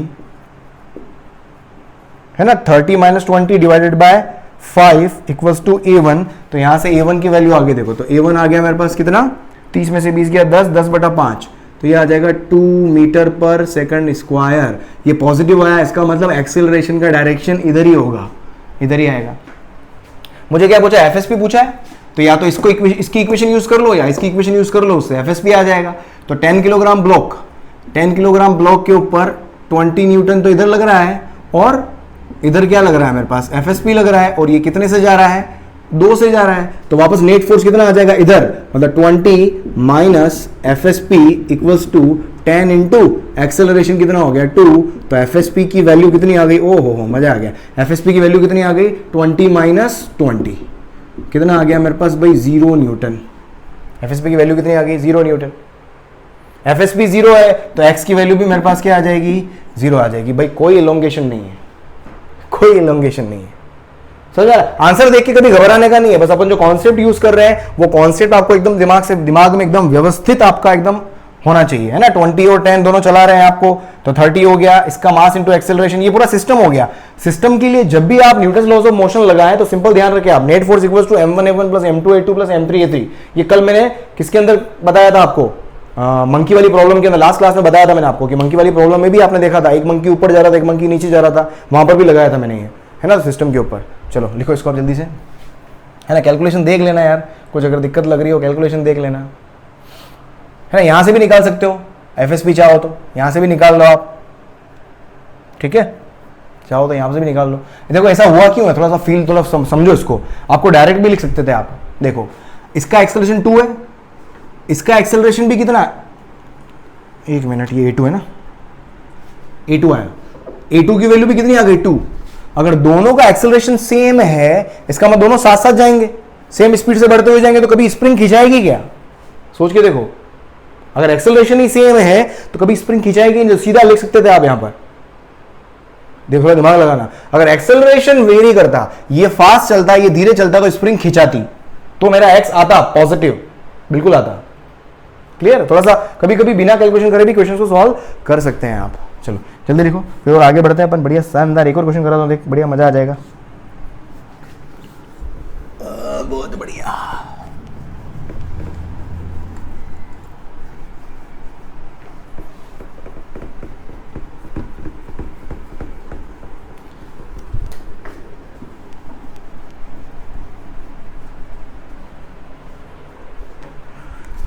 देख सवालों पे सवाल। देख सपोज मेरे पास 2 स्प्रिंग है, ये m मास है ना, इसकी जो नेचुरल लेंथ है वो l है, इसकी भी नेचुरल लेंथ l है, इसका k है, इसका k है, ठीक है। इसको जैसे ही रिलीज करोगे ये m नीचे आएगा। सपोज ये m कितने से, x से अगर नीचे आता है, if m is displaced by x, तो आपको क्या मालूम करना है, तो इसके अंदर आपको मालूम करना है acceleration, find acceleration of m। इस m का एक्सेलरेशन आपको मालूम करना है। देखो एक्सेलरेशन मालूम करने के लिए जब ये x से डिस्प्लेस होगा तो देखो फोर्सेस क्या क्या लगेंगे वो आपको यहाँ पर देख लो, उससे आपका काम हो जाएगा। तो देखो स्प्रिंग आपकी अगर समझ में आ रहा हो, ये स्प्रिंग यहाँ आएगी, ये स्प्रिंग यहाँ आएगी, कुछ खिंचा जाएगी स्प्रिंग, स्प्रिंग के अंदर कुछ इलोंगेशन आएगा, स्प्रिंग के अंदर कुछ इलोंगेशन आएगा। एक चीज़ समझ में आ रही है अपने को, अगर ये लेंथ L है, ये x है, तो ये ट्राइंगल दिख रहा है आपको, तो ये वाली लेंथ कितनी हो जाएगी, हाइपोटेनस हो गया under root L square plus x square, इधर भी क्या आ जाएगी length under root L square plus x square, ठीक है। अब देखो यहाँ पर अगर मैं FBD बनाऊँ, समझने की कोशिश करना, इस M का अगर मैं FBD बनाऊँ तो F पर फोर्सेस क्या लग रहे हैं, एक तो mg और इधर क्या लग रहा है मेरे पास FSP, इधर भी क्या लग रहा है मेरे पास FSP। दोनों क्योंकि बिल्कुल सिमेट्रिक है, दोनों के नेचुरल लेंथ सेम है, k सेम है, तो FSP की वैल्यू भी मेरे पास क्या आएगी, सेम आएगी।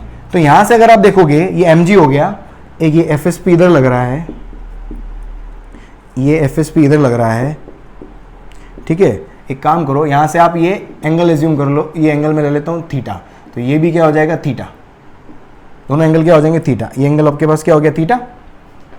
थीटा लेने से फायदा क्या होगा, इस FSP को मैं कॉम्पोनेंट में रिजोल्व कर सकता हूं, है ना, एफएसपी को कंपोनेंट रिजोल्व कर सकता हूं, जब कंपोनेंट में रिजोल्व करोगे, ठीक है, तो इस एफएसपी का एक कंपोनेंट इधर आएगा मेरे पास, क्या आ जाएगा, एफएसपी कॉस थीटा, और इधर मेरे पास क्या आ जाएगा, एफएसपी साइन थीटा। इसको भी कंपोनेंट में रिजोल्व करोगे, थीटा अगर है तो इधर मेरे पास क्या आएगा, एफएसपी साइन थीटा, और इधर वापस इसका एक और एफएसपी कॉस थीटा आएगा, दोनों जुड़ के क्या बन जाएंगे, 2 एफएसपी कॉस थीटा। अब ये नीचे जब आएगा तो कुछ एक्सेलरेट करेगा, तो वो एक्सेलरेशन ए मुझे मालूम करना है। समझ में, क्वेश्चन समझ में आ गया होगा। अब देखो ये दोनों तो अपोजिट डायरेक्शन में है ना, क्योंकि इधर इसका कोई डिस्प्लेसमेंट नहीं है, एम सिर्फ वर्टिकल डिस्प्लेस हो रहा है, इस डायरेक्शन में कोई डिस्प्लेसमेंट नहीं है, इसका मतलब इधर वाला फोर्स इधर वाला फोर्स क्या होगा, इक्वल होगा, तो दोनों क्या हो गए, कैंसिल हो गए। अब क्या है, सिर्फ वर्टिकल डायरेक्शन में एक्सेलरेशन है और वो भी डाउनवर्ड डायरेक्शन में, तो यहां पर आप नेट फोर्स लिखोगे डाउनवर्ड डायरेक्शन में, तो नेट फोर्स डाउनवर्ड डायरेक्शन में अगर लिखने की कोशिश करोगे तो ये क्या आएगा, मास मल्टीप्लाइड बाय एक्सेलरेशन, और नेट फोर्स कितना हो गया, डाउनवर्ड में कितना है, mg, और अपवर्ड कितना है मेरे पास, 2 FSP cos theta equals to mass into acceleration. बस अब एक्सेलरेशन निकालना है तो क्या करो, FSP की वैल्यू रख दो और cos थीटा की वैल्यू रख दो। FSP क्या होगा, अब देखो FSP जो होता है k multiplied bye elongation, k multiplied bye elongation. Elongation कैसा होगा, देखो ये x इलोंगेशन नहीं है, कई बार अपन यहां मिस्टेक कर जाते हैं। x तो क्या है, डिस्प्लेसमेंट ऑफ मास है। क्या मास जब x से नीचे आएगा तो स्प्रिंग x से खिंचाएगी क्या, कोई जरूरी नहीं है। हाँ, मेरे को इनिशियल लेंथ पता थी l, फाइनल लेंथ पता है मेरे को root L square plus x square, तो इस लेंथ में से इस लेंथ को माइनस करो तो इलोंगेशन आ जाएगा उसका, ये कई बार करना होगा। तो k multiplied by under root L square plus x square minus L, ये हो गया मेरे पास एफएसपी। और कोस थीटा यहां से रखोगे तो कोस थीटा ट्राइंगल से बना लो आप। इस ट्राइंगल में कोस थीटा क्या होता है, base upon hypotenuse. Cos theta हो गया बेस, तो ये हो गया, और हाइपोटेनियस ये हो गया, है ना। थीटा थीटा के सामने वाला परपेंडिकुलर होता है, तो ये बेस हो गया, तो बेस हो गया x upon hypotenuse under root L square plus x square. तो यहां से वैल्यू पुट करो, देखो तो एक्सेलरेशन इक्वल्स टू क्या हो गया, इस मास को नीचे लेके आओगे, ठीक है, इस m को नीचे लेके आओ, तो यहां से ये m कैंसिल हो जाएगा एंड डिवाइडेड बाय ये m आ गया, तो सीधा एक्सेलरेशन लिखना हो देख में, तो ये हो जाएगा g minus 2 divided by m, और एफएसपी आ जाएगा मेरे पास k under root L square plus x square minus L, तो ये हो गया मेरे पास 2 अपॉन एम एफएसपी। और कॉस थीटा की वैल्यू हो गई x upon under root L square plus x square, ये लो। इस तरह के क्वेश्चन अपन एसएचएम में भी करेंगे वहां पर, मतलब न्यूटन लॉज ऑफ मोशन, ये काइनेमेटिक्स डायनेमिक्स अगर आपको बहुत क्लैरिटी है तो मान के चलना आगे जाके आपको बहुत आनंद आने वाला है, ठीक है। तो ये बहुत क्लियर कर लेना, क्योंकि इसी से रिलेटेड आपका पूरा मैकेनिक्स, तो न्यूटन लॉज ऑफ मोशन तो बहुत इंपॉर्टेंट हो जाता है। अगर एनएलएम तक अगर चीजें समझ में आ गई उसके बाद में चीजें बहुत आसान हो जाएगी, तो इन चीजों में थोड़ा ज्यादा मेहनत करें आप। जल्दी से लिखो इसको, आगे बढ़ते हैं फिर अपन, और लिख लिया, चलो आगे बढ़े। नेक्स्ट ला लो combination of springs, combination of spring combination, है ना, कॉम्बिनेशन ऑफ स्प्रिंग्स, है ना, सीरीज कॉम्बिनेशन, पैरेलल कॉम्बिनेशन, जैसे रजिस्टर्स के अंदर आपने 10th में पढ़ा होगा, है ना, उसी तरीके से स्प्रिंग के कॉम्बिनेशन भी पढ़ते हैं अपन, वही सीरीज कॉम्बिनेशन, पैरेलल कॉम्बिनेशन, ठीक है। देखो कॉम्बिनेशन ऑफ स्प्रिंग्स,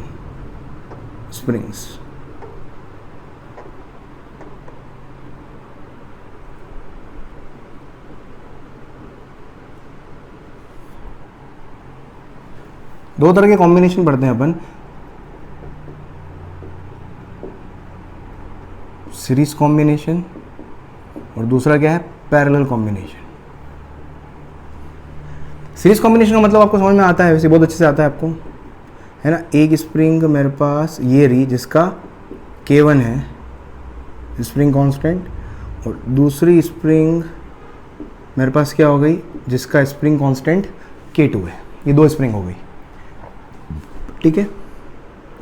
यहां पर कुछ भी एक्सटर्नल फोर्स लगाओगे आप, है ना, कुछ भी एक्सटर्नल फोर्स लगाओगे तो स्प्रिंग के अंदर अपने को पता है हमेशा जो एफएसपी होता है पूरी थ्रू आउट स्प्रिंग का K1 K2 भले अलग है, लेकिन अपन ने क्या पढ़ा कि जब आप एक्सटर्नल फोर्स लगाते हो तो उसका अपोजिट डायरेक्शन में एफएसपी आता है, और स्प्रिंग के हर पॉइंट पर एफएसपी जो होता है वो मासलेस है, आइडियल स्प्रिंग है। जब तक मैं मैसिव स्प्रिंग की बात नहीं करूं तब तक अपने को सोचने की जरूरत नहीं है। अगर मासलेस है तो हर पॉइंट पर एफएसपी की वैल्यू क्या होगी, इक्वल होगी। अगर एफएसपी को इक्वल होना है, देख, for FSP for both spring, FSP of both spring to be equal, दोनों का एफएसपी का फॉर्मूला देख के यहां पर देख समझना, एफएसपी इक्वल्स टू क्या होता है, के मल्टीप्लाइड बाय एक्स।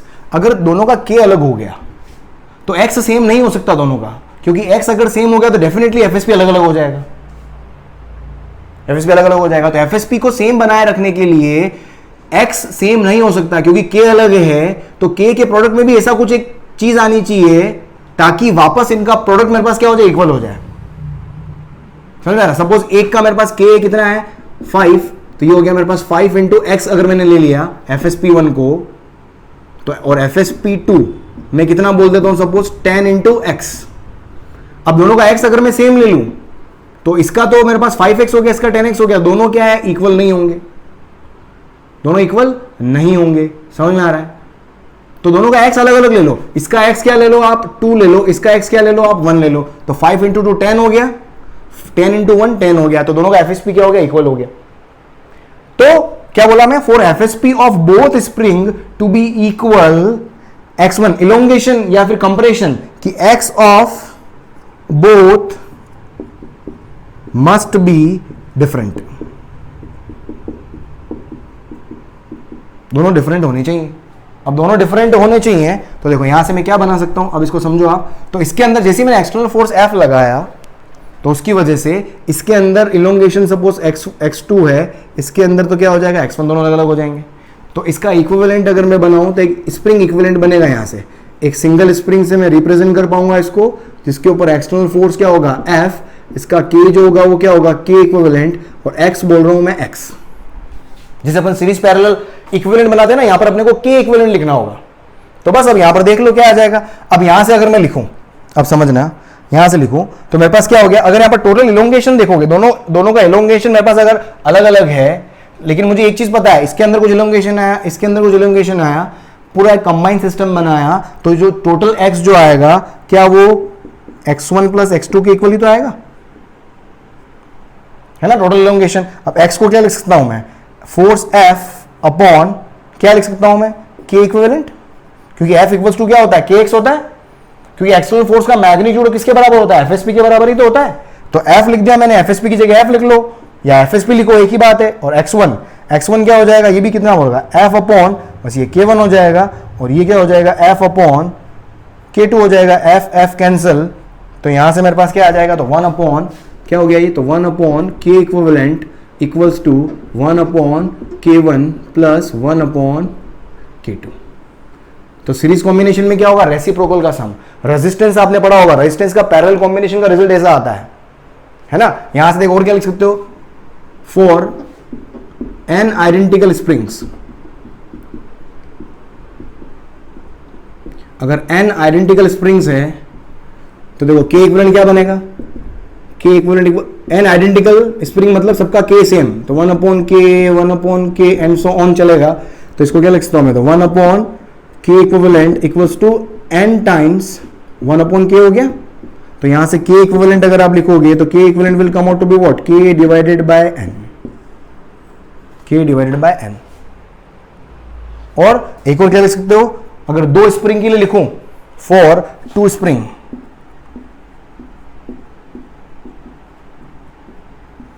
इसको आप लिख सकते हो K1 K2 upon K1 plus K2, है ना, एलसीएम लो K1 K2, ऊपर क्या आएगा K1 प्लस K2, फिर रेसिप्रोकल करोगे जो आपने रेजिस्टर्स के अंदर पढ़ा हुआ है 10th के अंदर। तो फॉर 2 स्प्रिंग डायरेक्ट याद रखो आप, है ना, तो K इक्विवेलेंट डायरेक्ट यूज करेंगे अपन, K1 K2 है वही है बस, K1 K2 upon K1 plus K2। ये इसलिए याद करवा रहा हूं, कई बार क्या होता है अपन इस फॉर्मूला को यूज करते हैं तो लास्ट में उसका उल्टा करना भूल जाते हैं, रेसिप्रोकल करना भूल जाते हैं, क्योंकि अपने कभी भी एलएचएस याद नहीं रहता। आप आरएचएस को सोल्व करते हो वो आंसर, अबे एलएचएस में भी तो देख ले क्या पूछा है, ठीक है। तो दो के लिए मेरे पास क्या आ जाएगा, K equivalent K1 K2 upon K1 plus K2, clear. तो ये सीरीज कॉम्बिनेशन मेरे पास क्या हो गया, आइडियल कंडीशंस हो गई। चलो इसके बाद देखो पैरेलल कॉम्बिनेशन, देखो पैरेलल कॉम्बिनेशन लिखो, ये लिख लो इसको, फिर पैरेलल कॉम्बिनेशन हेडिंग डालो।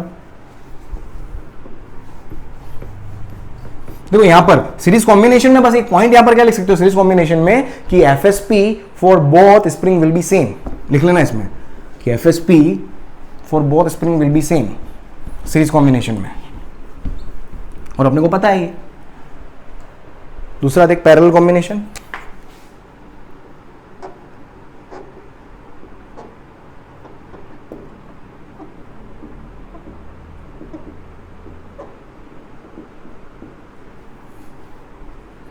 पैरेलल कॉम्बिनेशन, पैरेलल कॉम्बिनेशन से क्या होगा,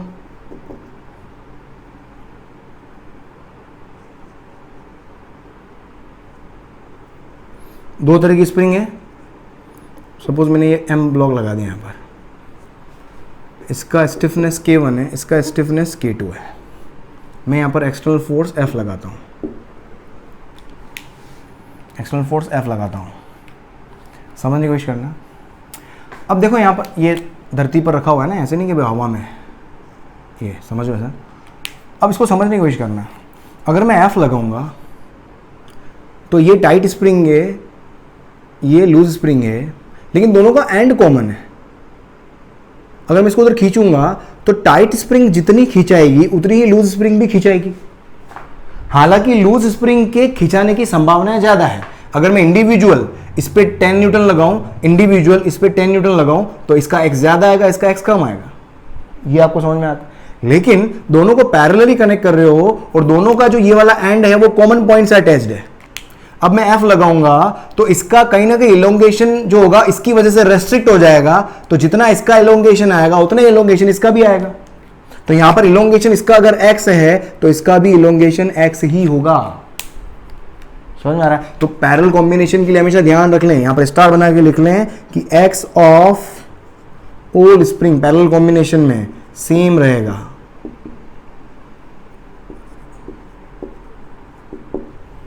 ठीक है। x जितना भी होगा सारी की सारी स्प्रिंग का x क्या होगा, सेम रहेगा। तो इसका इक्विवेलेंट अगर आप बनाओगे, है ना, इसका इक्विवेलेंट अगर आप बनाओ तो एक स्प्रिंग से इसको रिप्रेजेंट कर सकते हो। एक ब्लॉक M रखा हुआ है, इसके ऊपर F लगा रहे हो, इसका K इक्विवेलेंट होगा और इसका X होगा, X होगा। अब यहां पर अगर आप देखोगे F जब मैंने फोर्स लगाया तो F यहां पर इसके ऊपर कितना पार्ट लगेगा, K1X, उस F का इसके ऊपर कितना पार्ट लगेगा, K2X। इसका मतलब यहां पर FSP दोनों इक्वल नहीं होंगे, क्यों, क्योंकि X दोनों का सेम हो गया है। तो यहां से मैं क्या लिख सकता हूं, F will be the sum of F1 plus F2। ये F1 क्या हो गया, इधर लगने वाला फोर्स F1 और इसके इस पॉइंट पर लगने वाला फोर्स F2, ठीक है। तो F इक्वल्स टू यहां से लिखो आप क्या लिख पाओगे, K equivalent multiplied by X, क्योंकि दोनों के कंबाइंड सिस्टम में भी डिस्प्लेसमेंट एक ही आएगा मेरे पास, है ना। तो इक्वल्स टू ये क्या हो जाएगा मेरे पास K1X और ये क्या हो जाएगा मेरे पास K2X, X कैंसिल, तो K इक्विवेलेंट क्या आ गया मेरे पास, K1 प्लस K2। ये आपको समझ में आ गया है ना। सीरीज कॉम्बिनेशन वाला फॉर्मूला लग जाएगा यहाँ पर, है ना, सीरीज कॉम्बिनेशन की तरह हो जाएगा। इसी तरीके से देखो यहाँ पर अगर मैं फॉर n आइडेंटिकल, है ना, यहाँ पर आप नोट लिख सकते हो for n identical springs, for n identical springs,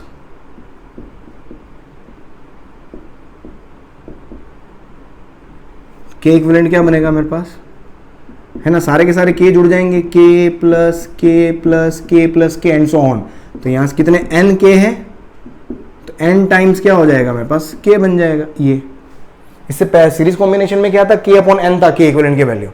तो ये आपको चीज अच्छे से आनी चाहिए। इसके बाद एक और जो स्टार परफॉर्मर है वो क्या है समझना, एक और मैं कॉम्बिनेशन बना रहा हूं, समझना। अभी अपने थोड़ी देर पहले बनाया था वैसे ये,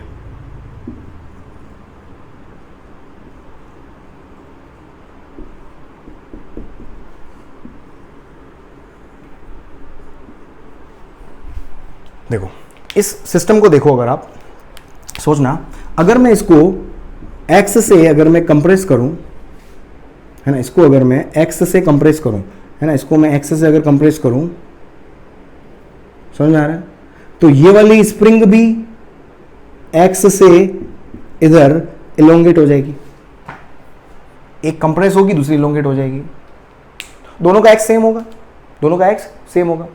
और मैंने क्या बताया, जब भी पैरेलल कॉम्बिनेशन होता है x of all spring same, तो जब भी सारी स्प्रिंग का एक सिस्टम बना हुआ है और स्प्रिंग का एक्स अगर आप देख पा रहे हो सेम आ रहा है, इसका मतलब वो क्या होगा, हमेशा पैरेलल कॉम्बिनेशन। मतलब इसको मैं इक्विवेलेंट किससे, अगर ये K1 है ये K2 है, तो इसका इक्विवेलेंट डायग्राम ऐसा बना सकते हैं अपन। ये भी क्या हो गया, एक पैरेलल कॉम्बिनेशन हो गया, दोनों सेम है, ये K1 ये K2, ये भी एक तरह का पैरेलल कॉम्बिनेशन का ही दूसरा सॉर्ट ऑफ कुछ अरेंजमेंट है। समझ में आ रहा है? लिखो, देख क्वेश्चन कर रहा हूँ अभी मैं, बढ़िया चकाचक।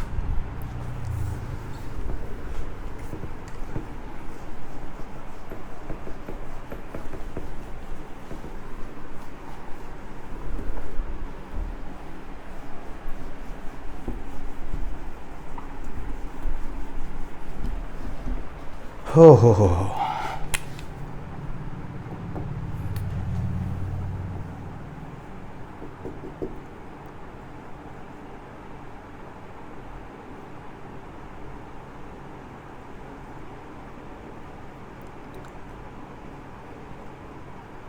ये एम मास है,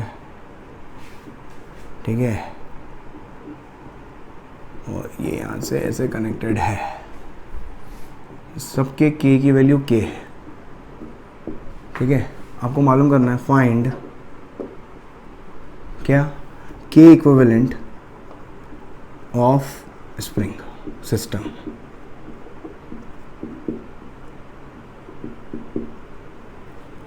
k इक्विवेलेंट निकालना है स्प्रिंग सिस्टम का। ठीक, इसको कैसे बना सकते हो, ये दोनों पैरेलल में, समझ में आता है। पैरेलल में क्या करना है, सीधा जुड़ेगा, तो k और k पैरेलल में सीधे जुड़ेंगे, ठीक है। तो इसका अगर मैं बनाऊं तो देखो जैसा बनेगा, ये तो हो गया मेरे पास k, और इन दोनों का इक्विवेलेंट k और k पैरेलल में 2k, ये मेरे पास m आ गया, और इधर मेरे पास क्या है k, ये हो गया मेरे पास। इसका वापस इक्विवेलेंट क्या, दोनों सीरीज में है, दोनों सीरीज का क्या बना सकता हूं मैं, k1 k2 upon k1 plus k2। तो इसका एक सिंगल बनाओगे तो क्या आएगा, k1 k2 upon k1 plus k2। तो क्या बन जाएगा, ये आ जाएगा 2/3k, 2/3k। ये समझ में आ गया आपको, 2k स्क्वायर अपॉन 3k, तो 2/3k आ गया। ये मेरे पास क्या हो गया m, और ये मेरे पास क्या हो गया k, ये हो गया। ये मेरा सिस्टम क्या हो गया, पैरेलल। ये सिस्टम मेरे पास क्या है, पैरेलल। तो यहाँ से k इक्विवेलेंट कितना आ जाएगा, पैरेलल के अंदर जैसे दोनों जुड़ गए थे 2k हो गया था, तो ये दोनों क्या है, पैरेलल में है, तो पैरेलल में सीधे जुड़ेंगे, तो क्या हो जाएगा k प्लस 2k/3, कितना हो जाएगा 3 + 2 5k/3। क्या आ गया मेरे पास, ये k इक्विवेलेंट आ गया। भाई इसमें बहुत सारे क्वेश्चन बन सकते हैं ना, इसमें चाहो बहुत सारे क्वेश्चन बना लो आप। ये मैं आपको बोलता हूँ भाई ऐसा कुछ बना ले, ठीक है, ये m मास है, ये मेरे पास, ठीक है, ये k, ये k, ये k, ये k। बताओ भाई k इक्विवेलेंट क्या होगा, k इक्विवेलेंट क्या होगा। ये दोनों पैरेलल में है, ये भी दोनों आपस में पैरेलल में है, और ये सिस्टम भी वापस पैरेलल में हो गए, है ना। समझ में आ रहा है, या इसका इक्विवेलेंट बना लो आप, k और k पैरेलल में मतलब 2k, और k और k पैरेलल में मतलब क्या हो गया 2k, और 2k वापस पैरेलल में, तो k इक्विवेलेंट कितना आ गया 4k। 2k प्लस 2k वापस पैरेलल में, तो कितना आ जाएगा 4k। अरे क्लियर। तो सीरीज पैरेलल के कॉम्बिनेशन के जो क्वेश्चन है आपको एसएचएम में बहुत अच्छे से देखने को मिलेंगे वहां पर, क्योंकि वहां पर इसका कंबाइन सिस्टम, मतलब आपको आना चाहिए। कितने लंबी लड़ी लगा दूं मैं, सीरीज पैरेलल की कितने बड़े बड़े कॉम्बिनेशन बना दूं, लेकिन आपको यहाँ पर समझ में आ जाएगा क्या है क्या नहीं है। करो जल्दी बनाओ, जल्दी लिखो, जल्दी लिखो इसको, जल्दी लिखो यार, जल्दी लिखो, फिर आगे बढ़ते हैं अपन, है ना। देख लिया, चल आगे देखो, नेक्स्ट क्वेश्चन देखो। भगवान,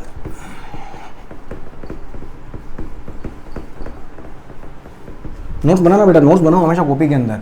और एक और चीज़ मैं कई बार सोचता हूँ, बार बार भूल जाता हूँ। अगर मेरे लेक्चर्स को जो भी रेगुलरली फॉलो कर रहे हैं, बस एक काम करना, जैसे ही चैप्टर कंप्लीट होता है ना, उस चैप्टर के शॉर्ट नोट्स बना लेना। लेकिन शॉर्ट नोट्स कब बनाओगे, चैप्टर कंप्लीट हुआ उसके बाद में आपने कुछ प्रॉब्लम प्रैक्टिस कर ली। प्रॉब्लम प्रैक्टिस आप कहीं से भी करो, दुनिया का कोई भी आकाश का मॉड्यूल ले लेना, भले एलन का ले लो, भले रेजोनेंस का ले लो, कोई भी मॉड्यूल आपको लेना है जहाँ की टेस्ट सीरीज ज्वाइन करनी है। तो मेरे को इतना टाइम नहीं मिल पा रहा, अदरवाइज मैं भी आपके लिए बहुत अच्छी सी टेस्ट सीरीज डिजाइन कर देता, पर इतना टाइम नहीं मिल पाता है यार, है ना।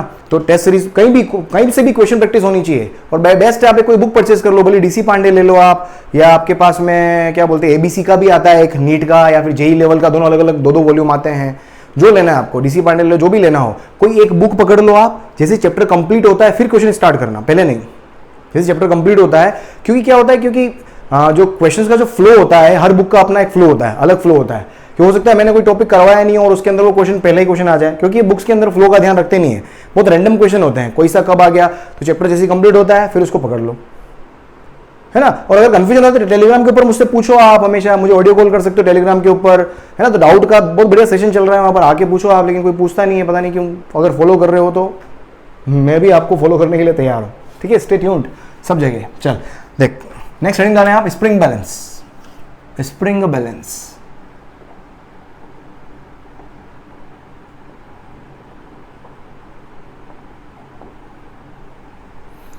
हाँ भाई देख, स्प्रिंग बैलेंस क्या होता है। स्प्रिंग बैलेंस का मतलब आपने देखा होगा, वो आपकी जो घर में आपके पापा लोग, जो पुराने पापा लोग हैं मेरे भी आते हैं, उनमें मेरे भी काउंट होते हैं। वो घर पे उन्होंने वो जो गैस वाला था, गैस की टंकी वाला आता है, तो एक वो वेइंग मशीन, उसको वेइंग मशीन बोलते हैं एक्चुअल में। स्प्रिंग बैलेंस मतलब एक्चुअल में वेइंग मशीन अलग हो गई, स्प्रिंग वेइंग मशीन अलग हो गई, पर वो भी एक तरीके से वेट को मेजर करने का काम ही करती है, तो वो भी वेइंग मशीन बोल दो उसको आप। पर स्प्रिंग बैलेंस की बात करो तो वो एक्चुअल स्प्रिंग बैलेंस होता है। टंकी को तोलते हो 14 किलोग्राम की, 14.2 किलोग्राम की टंकी निकलती है आपकी, जो भी है यार, इतनी होती है शायद मेरे हिसाब से, तो वो होता है आपका स्प्रिंग बैलेंस। तो उसका फोटो बना देता हूँ मैं। तो स्प्रिंग बैलेंस एक्चुअल में होता कैसा है ना, उसके अंदर मेरे पास क्या होती है, स्प्रिंग होती है, स्प्रिंग होती है, स्प्रिंग होती है, स्प्रिंग होती है, ठीक है। और ये यहाँ से ये ऐसा अंदर अंदर कुछ मामला दिख रहा होता है आपको, ऐसे ये ऐसा कुछ, ठीक है। और यहाँ पर मेरे पास कोई स्केल बना होता है, या अंदर बना दो भली, जो भी है, गंदा हो गया है ना। यहाँ पर पूरा एक स्केल बना होता है, ठीक है। और यहाँ से एक हुक निकला हुआ होता है, उस हुक पे आप जो भी आपको टंगाना है, सपोज मैंने एम मास टंगा दिया, ठीक है, सस्पेंड कर दिया। अब यहाँ पर आप देखते हो कि यहाँ पर एक पॉइंटर लगा रहता है आपका हमेशा, यहाँ पर एक पॉइंटर लगा रहता है, ये एक पॉइंटर होता है, वो पॉइंटर रीडिंग को शो करता है। अंदर देखना, वो पॉइंटर क्या होता है, रीडिंग को शो करता है। ये सेम एक्सपेरिमेंट आपका लैब के अंदर भी एक्सपेरिमेंट है, क्लास 11 के अंदर। वहां से आपको किसी भी स्प्रिंग का स्टिफनेस कैसे कैलकुलेट करते हो, तो आपने देखो बहुत खूबसूरत एक्सपेरिमेंट आपका लैब के अंदर भी, तो वो भी एक तरह का क्या है, स्प्रिंग बैलेंस ही है ना। स्प्रिंग बैलेंस का एक्सपेरिमेंट भी आपके लैब के अंदर। तो एक्चुअल में देखो होता क्या है, तो जब भी आप कोई भी वेट यहां पर लटकाते हो, तो इस पे फोर्स कितना लग रहा है, mg, तो स्प्रिंग खींचाएगी। और सपोज ये यहां आकर क्या हो गई है, अगर ये इक्विलिब्रियम में है, इक्विलिब्रियम में है, तो यहां पर जो भी रीडिंग, जो पॉइंटर सपोज यहां पर आगे स्टेबल हुआ, इसका मतलब यहां पर जो रीडिंग आएगी वो कितनी आ जाएगी, m किलोग्राम लिख दिया मैंने यहां पर कितना लिख दिया, m किलोग्राम। सपोज मैं m को थोड़ा कम करता हूं, मैं m को थोड़ा कम करता हूं, तो पॉइंटर भी क्या होगा, क्योंकि जितना भारी लोगे उतना पॉइंटर नीचे दिखता है आपको, ठीक है, समझ में आ रहा है। अगर मैंने m को थोड़ा कम किया तो रीडिंग जो पॉइंटर होगा वो ऊपर की तरफ शिफ्ट हो जाएगा। तो कितना, सपोज आधा है, तो ये m/2 किलोग्राम हो गया, ये रीडिंग मेरे पास कितनी आ गई, m/2 किलोग्राम आ गई। तो इस तरीके से पॉइंटर जो होता है वो क्या होता है, तो पॉइंटर क्या रीड कर रहा है, अगर यहां पर पॉइंटर क्या रीड कर रहा है, तो यहां पर समझो आप, यहां पर एट इक्विलिब्रियम, समझना एट इक्विलिब्रियम क्या होगा, क्या FSP स्प्रिंग का mg के बराबर हो जाएगा, FSP स्प्रिंग का mg के बराबर हो जाएगा। और ये सेपरेशन, ये सपोज अगर x है ना, ये सेपरेशन मेरे पास क्या है, x है ना। ऊपर पॉइंटर ऊपर नीचे हो रहा है, मतलब किसी लेंथ से ऊपर नीचे हो रहा है, लेकिन यहां पर अपन ने क्या लिख दिया, किलोग्राम लिख दिया है। अपन ने यहां पर क्या लिख दिया, किलोग्राम लिख दिया। तो ये kx बराबर क्या हो गया मेरे पास, mg। तो x की वैल्यू मेरे पास क्या आ गई, mg/k। आपको अंदर जो स्प्रिंग लगा रखी होती है उसका k पता होता है, आपको g पता होता है, जो मास है एक्सटर्नल वो मास पता है आपको, तो वहां से मैं x की वैल्यू निकाल सकता हूं। तो जो भी x की वैल्यू निकाली, सपोज एक m को लटकाने पर x से डिस्प्लेस हुआ, ठीक है, और m को लटकाने पे हुआ, तो उस पॉइंटर के आगे मैंने क्या लिख दिया, m किलोग्राम। समझ आ रहा है। फिर मैंने उस m को हटा के m/2 लगाया और ये ऊपर चला गया सपोज, तो वहां से वापस x निकालो, नेचुरल लेंथ से कितना नीचे आया, है ना। नेचुरल लेंथ कहीं बीच में कहीं आ रही होगी आपकी, क्यों खिंचाएगा कहीं नहीं, पॉइंटर का होता है शुरू में, यहां होता है ना पॉइंटर, फिर एकदम नीचे आता है जितना आप मास खींचते हो, ठीक है। तो लेंथ को कहीं ना कहीं मास की टर्म्स में आपने रिलेट कर दिया है, क्योंकि यहां पर देखो, क्योंकि जी मेरे पास क्या है, कांस्टेंट है, के भी कांस्टेंट है, तो एक्स क्या हो गया, डायरेक्टली प्रोपोर्शनल एम के हुआ। तो एक्स जो होगा एक तरीके से एम को शो कर रहा है, जिस फ्लो में एक्स वेरी होगा उसी फ्लो में एम भी वेरी हो जाएगा, डायरेक्ट रिलेशन है। तो स्टिकर पे आपने क्या लिख दिया, किलोग्राम किलोग्राम लिख दिया यहां पर स्टिकर बनाकर, या स्टिकर है या जो भी रीडिंग लिख दिया आपने, किलोग्राम लिख दिया। तो एक तरीके से क्या रीड करता है, स्प्रिंग बैलेंस जो होता है वो हमेशा एफएसपी को रीड करता है। क्या करता है, reads FSP in Newton's and mass in kilogram. अगर मुझे मास निकालना है, मास की वैल्यू निकालनी है, तो मास कैसे निकालोगे आप, मास कैसे निकालोगे, एफएसपी को क्या करो, एफएसपी किसके बराबर है, एमजी के बराबर है ना। तो मास निकालना है तो क्या करो, एफएसपी डिवाइडेड बाय क्या कर दो, जी कर दो। तो यहां से मेरे पास क्या आ जाएगा, मास आ जाएगा किलोग्राम के अंदर। तो कई बार रीडिंग ऑफ स्प्रिंग बैलेंस अगर आपको पूछते हैं तो ऑप्शन में अगर न्यूटन में है तो उसका मतलब क्या पूछा है उसने, एफएसपी पूछा है। अगर किलोग्राम के अंदर रीडिंग है तो एफएसपी निकाल के उसको जी से डिवाइड करो, तो किलोग्राम में मेरे पास क्या आ जाएगी, रीडिंग आ जाएगी। क्लियर। देख क्वेश्चन करें यहां पर, देख क्वेश्चन क्या होगा, प्रश्न करो। देख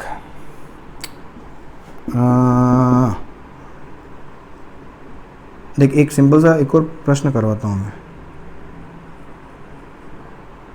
ठीक है। ये मेरे पास ये वेइंग मशीन है, ठीक है। इस पे मैंने, ये वेइंग मशीन क्या है यार, समझ जाओ यार स्प्रिंग बैलेंस 10 किलोग्राम है, इसका कांस्टेंट K1 है, इसका कांस्टेंट K2 है, इसका कांस्टेंट K3 है, ठीक है। तो आपको मालूम करना है find FSP of all spring. First, और दूसरा निकालना है आपको reading of this complete spring balance, reading of spring balance in newton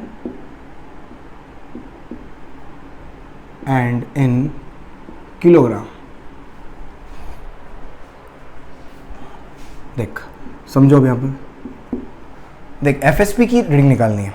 अब एक चीज समझो, क्या तीनों स्प्रिंग सीरीज में है, सीरीज में मैंने अभी थोड़ी देर पहले क्या लिखवाया था कि सीरीज के अंदर एफएसपी हमेशा क्या रहता है, सेम रहता है। तो तीनों के तीनों एफएसपी क्या रहेंगे, सेम रहेंगे। अब रहेंगे कितने वो मुझे देखने हैं। तो सिंपल सा कॉन्सेप्ट है भाई, जब ये 10 किलोग्राम यहाँ पर, अब यहाँ पर देखो ये 10 किलोग्राम मास अगर है, ठीक है, ये 10 किलोग्राम मास अगर है तो यहाँ पर कितना फोर्स लग रहा होगा, 100 न्यूटन। और यहाँ पर स्प्रिंग अगर खिंचाएगी तो वो कितना लगाएगी, एफएसपी। सपोज इस पॉइंट पर एफएसपी जो होगा वो क्या होगा, एफएसपी 3, या सिंपल एफएसपी बोल दूं मैं, समझ में आ रहा है। अगर मैं यहां पर बोलता हूं ये सपोज एफएसपी 2 है, यहां पर बोलता हूं ये सपोज एफएसपी 3 है, यहां पर इस पॉइंट पर बोलता हूं यहां पर क्या है, सपोज एफएसपी 1 है, तो ये जो एफएसपी 1, एफएसपी 2 और एफएसपी 3 ये सारे के सारे क्या होंगे, इक्वल होंगे। और किसके बराबर हो जाएंगे, ये इक्विलिब्रियम में है। ये सपोज मेरे पास कितना एफएसपी3 है, तो इक्विलिब्रियम में क्या हो जाएगा, तो एफएसपी3 की वैल्यू कितनी आ जाएगी, 100 न्यूटन आ जाएगी। और तीनों इक्वल है तो तीनों की वैल्यू कितनी आ जाएगी, 100 न्यूटन आ जाएगी। आपको मैं पूछता हूं एलोंगेशन बताओ हर स्प्रिंग के अंदर, हर स्प्रिंग का एलोंगेशन बताओ, तो हर स्प्रिंग का एलोंगेशन भी निकाल सकते हो कि भाई 100, अगर मुझे एफएसपी1 इक्वल्स टू 100 दिया हुआ है तो यहाँ से मेरे पास क्या आ सकता है, तो K1 X1 इक्वल्स टू 100, तो यहाँ से X1 की वैल्यू निकाल सकते हो आप कितनी, 100 डिवाइडेड बाय K1, किस में आ जाएगा, ये मीटर के अंदर आ जाएगा। अगर K1 क्या है मेरे पास, न्यूटन पर मीटर में है, तो ये हो गया। इस तरीके से एफएसपी2 निकालना है तो 100/K2 100/K2 100/K3, ठीक है। ये आपका क्या निकल जाएगा यहाँ से, X1 X2 X3, इलोंगेशन भी पूछ लिया हो। और इसने क्या पूछा, रीडिंग ऑफ स्प्रिंग बैलेंस, एक तो न्यूटन में हो गई, किलोग्राम में रीडिंग निकालनी, रीडिंग एक तो रीडिंग ये हो गई 100 न्यूटन, है ना, रीडिंग हमेशा 100 न्यूटन ही आएगी, कितनी भी स्प्रिंग लगा दो कोई फर्क नहीं पड़ रहा है हर पॉइंट पर, क्योंकि एफएसपी सेम है। ऐसा नहीं कि एफएसपी 3 एफएसपी कर दो आप, नहीं, गड़बड़ मत कर देना है, ये सबसे बड़ा मिस्टेक करते हैं अपन, क्योंकि स्प्रिंग में तो हर पॉइंट पर एफएसपी सेम रहता है भाई, है ना, ये बहुत सीखने वाली चीज है। तो एफएसपी हमेशा, तो रीडिंग ये मेरे पास क्या होगी, ये आगे मेरे पास क्या, this is what reading in newton, ये न्यूटन के अंदर रीडिंग आ गई, और रीडिंग इन किलोग्राम, तो जो मास लटकाया हुआ वही आ जाएगा। या सिंपल मैंने क्या बताया, FSP divided by G, FSP को जी से डिवाइड कर दो, तो एफएसपी कितना है मेरे पास, एफएसपी तो आ रहा है 100 डिवाइडेड बाय जी, और वैसे भी पता है तो 10 किलोग्राम, और रीडिंग वैसे भी की क्या है मेरे पास, सिंगल एक मास लटका रखा है इसलिए 10 किलोग्राम दिख रहा है। कई बार मल्टीपल मासेस हो जाएंगे तो वहां पर कंफ्यूजन होता है, बस ये चीज ध्यान रखो, सीधा एफएसपी को जी से डिवाइड करो तो मेरे पास क्या आ जाएगा, रीडिंग किस में आ जाएगी, किलोग्राम के अंदर आ जाएगी। लिखो इसको, देखो एक और क्वेश्चन करता हूं मैं, फिर लिख लो इसको।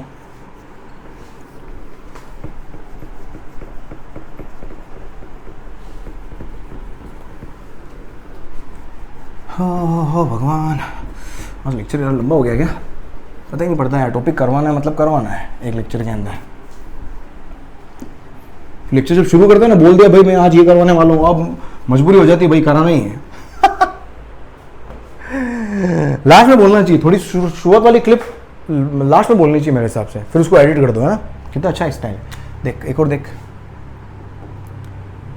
सपोज ये हुक है और यहाँ से एक पुली लटका रखी है मैंने, ये 5 किलो का मास है और ये 2 किलो का मास है, ठीक है। आपको निकालनी है, अगर इसके के की वैल्यू 100 न्यूटन पर मीटर है, नहीं के की वैल्यू देने की जरूरत ही नहीं चलाटा, आपको मालूम करना है फाइंड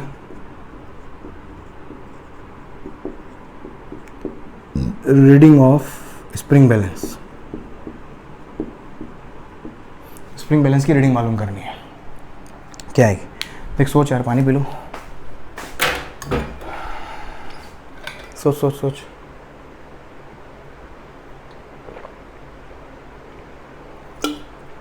ऊपर ही ऊपर स्प्रिंग बैलेंस लगा हुआ है,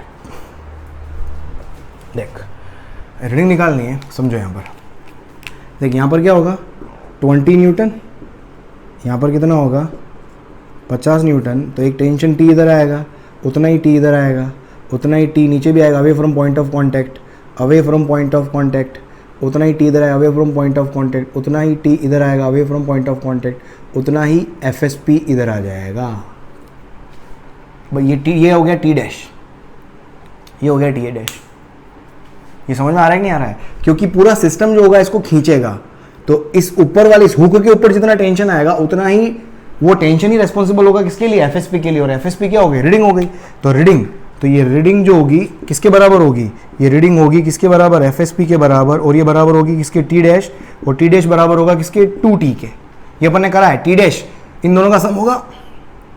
पुली मासलेस है, पुली मासलेस है, स्प्रिंग के बारे में कुछ नहीं दिया हुआ है, तो आइडियल स्प्रिंग है, मासलेस है ना, तो एक स्टेशनरी पुली होती है, तो उसके दोनों तरफ फोर्सेस इक्वल कर दो, तो टी डैश बराबर, इस पुली पे दो फोर्स क्या लग रहे हैं, टी और टी, 2t, तो टी डैश क्या हो गया 2t टेंशन। ये एटवुड मशीन है, एटवुड मशीन के अंदर टी का फॉर्मूला याद है, 2 multiplied by 2 m1 m2 upon m1 plus m2 multiplied by g. देख आगे रीडिंग है, क्वेश्चन खत्म हो गया, बस रीडिंग, और ये न्यूटन में आएगा आंसर, ये न्यूटन में आएगा क्योंकि एफएसपी निकाल रहा हूँ मैं। अब यहाँ पर जी से डिवाइड करके आप उसमें किलोग्राम में ले सकते हो, तो देख क्या आ गया, हाँ एफएसपी, तो फाइनली एफएसपी 2 2 जा 4 है ना, 2 × 2 4, m1 m2 5 और 2 है, तो 5 × 2 अपॉन 5 + 2 मल्टीप्लाइड बाय 10, कितना हो गया मेरे पास, ये 5 दूनी 10 और इंटू 4 40/7, मतलब 400/7, सही है क्या, 20 दूनी, अरे 5 दूनी 5 चौक 20 दूनी 40, 5 दूनी 10 चौक 40, 400/7, ये हो गया न्यूटन में आंसर आ गया। और क्या कर सकते हो, 40 डिवाइडेड बाय 7 किलोग्राम में क्या आ जाएगा, आंसर आ जाएगा, जी से डिवाइड कर दो, है ना, 10 कैंसिल हो जाएगा, तो किलोग्राम में आंसर आ जाएगा, ये हो गया रीडिंग आ गया मेरे पास, हो गया क्लियर। जल्दी लिख जल्दी लिख। देखो बढ़िया, एक शानदार एक क्वेश्चन, लास्ट एक क्वेश्चन करवाता हूँ, फिर आज के सेशन को यहीं अपन खत्म करेंगे। चल भाई लाइन से लेक्चर, मेरे पुराने वाले लेक्चर भी देखते हुए आओ यार, तो आपको मजा आएगा। हर चीज में कराना, सारी चीजें कनेक्ट होती हुई दिखेगी आपको, सारी चीजें कनेक्ट होती हुई दिखेगी, मजा आएगा। बीच में कि कूद पड़ोगे, हो सकता है कोई कॉन्सेप्ट आपका अगर क्लियर नहीं है तो हो सकता है आप अटक जाओ, है ना। हाँ भाई साहब, देख सपोज एक लिफ्ट है, ये ए एक्सेलरेशन से ऊपर जा रही है, मतलब ऊपर की तरफ एक्सेलरेट कर रही है, और लिफ्ट के बारे में पता है, वेइंग मशीन होती है लिफ्ट के अंदर, और यहाँ पर एक ये ब्लॉक रखा हुआ है, ठीक है, एक ब्लॉक रखा हुआ है। ब्लॉक ले लो आप, कितने का लोगे, 20 ले लो, चलो ठीक है, 20 किलोग्राम। यार वैल्यू ले रहा हूँ, कभी आंसर नेगेटिव आ जाए तो घबराना मत, है ना, बस मैं अपने हिसाब से पूरी कोशिश करता हूँ। और यहाँ से भाई साहब यो भाई, ये स्प्रिंग बैलेंस आ गया, ये मेरे पास वेइंग मशीन है, ये स्प्रिंग बैलेंस है, ऑलराइट। अब यहाँ पर आपको क्वेश्चन में क्या दिया हुआ है, यहाँ पर दिया हुआ है कि reading of spring balance, reading of spring balance कितने दे रखी है, 8 किलोग्राम, है ना, कितना ले लो आप, 8 किलोग्राम। और रीडिंग ऑफ, और किसकी ले लो, weighing machine, reading of weighing machine, WEIGHING weighing machine, ये ले लो आप 15 और 8 22, हाँ ठीक है, 15 किलोग्राम। तो आपको मालूम करना है फाइंड एक्सेलरेशन ऑफ ब्लॉक।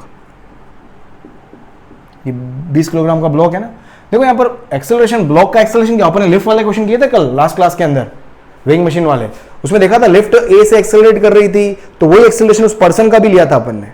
तो लिफ्ट के अंदर जो आदमी मौजूद है उसका एक्सेलरेशन भी सेम वही आएगा, अगर वो उस लिफ्ट के ऊपर खड़ा हुआ है तो उसका एक्सेलरेशन भी हमेशा वही होगा, हमेशा सेम। समझ में आ रहा है, बाहर से खड़ा होकर अगर मैं देखूंगा तो लिफ्ट का जो एक्सेलरेशन होगा वही उसके अंदर जो पर्सन है उसका भी होगा। तो क्वेश्चन दो तरीके से पूछा जा सकता है कि find out the acceleration of lift और ब्लॉक, दोनों सेम बात है ना, दोनों तरीके से पूछ सकते हैं, ठीक है।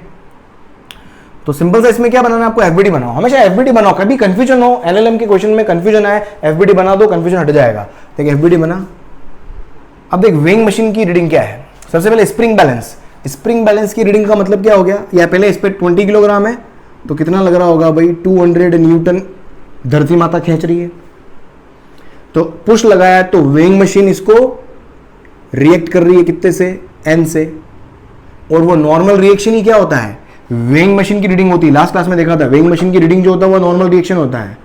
और ये 15 किलोग्राम दिया हुआ है, 15 किलोग्राम का मतलब कितना हो गया, 50G, मतलब 150 जो हो गया वो क्या हो गया, वेइंग मशीन की रीडिंग हो गई। एंड वेइंग मशीन की reading is what, normal reaction exerted by the weighing machine on to the person is called reading of weighing machine in newtons. और किलोग्राम में दिया हुआ है तो G से मल्टीप्लाई करो तो न्यूटन में आएगा, ठीक है। और ऊपर क्या है, स्प्रिंग, स्प्रिंग इसको ऊपर की तरफ खींचेगी FSP से। और reading of spring balance 8 kilogram दिया हुआ है, मतलब ये कितना हो जाएगा 8G, मतलब ये हो जाएगा 80 न्यूटन। और ये कितने से जा रहा है, जितने से लिफ्ट जाएगी उतने से ही ब्लॉक भी ऊपर जाएगा। बस हो गया, काम ही खत्म हो गया। दो फोर्स ऊपर लग रहे हैं 80 और, तो नेट फोर्स ऊपर, नेट फोर्स कितना हो गया, एक्सेलरेशन कैसे लिखोगे आप, तो एक्सेलरेशन इक्वल्स टू कितना हो गया, नेट फोर्स, नेट फोर्स कितना है 150 प्लस 80 तो अपवर्ड डायरेक्शन में, और डाउनवर्ड डायरेक्शन में कितना है 200, net force divided by mass, mass कितना हो गया 20 किलोग्राम। खत्म क्वेश्चन। कितना हो गया ये, कितना हो गया भाई, 80 में से 50 गए 30, 30 बटा 20 कितना हो गया भाई 1.5 मीटर पर सेकंड स्क्वायर। बहुत बढ़िया, जबरदस्त, समझ में आ गया, है ना। आगे जाके लिक्विड पढ़ेंगे अपन, तो लिक्विड के अंदर डाल दोगे ब्लॉक को, है ना, इसकी चारों तरफ पानी भर दोगे। क्वेश्चन ऐसे डरा, बहुत भयंकर डराते हैं क्वेश्चंस के अंदर। फिर पानी भर दोगे, है ना, आधा पानी आधा तेल भर दिया, तो ऐसे से फिर वेइंग मशीन में भी तेल भर दिया, मतलब ऐसे ऐसे ऐसे धीरे धीरे बढ़ता जाएगा। तो ये बेसिक आएगा तो जाके तेल भर पाओगे, तो जाके पानी भर पाओगे। समझ में आ रहा है, समझ में आ रहा है। तो ऐसे, और इसके बाद मैं एडवुड, इसके अंदर मैं एडवुड मशीन भी लटका दूं अगर, तो ऐसे बहुत सारे क्वेश्चन मिक्स हो सकते हैं, बट बेसिक कॉन्सेप्ट आपका यही है, इससे जुड़े रहोगे तो सारा काम हो जाएगा। चलो लिखो, बस सेशन को यहीं एंड करते हैं अपन।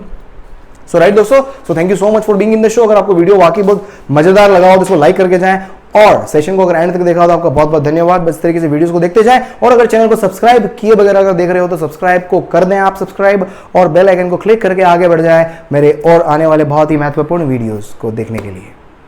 Thank you. कल वापस हाजिर होता हूँ सेम टाइम। बाय।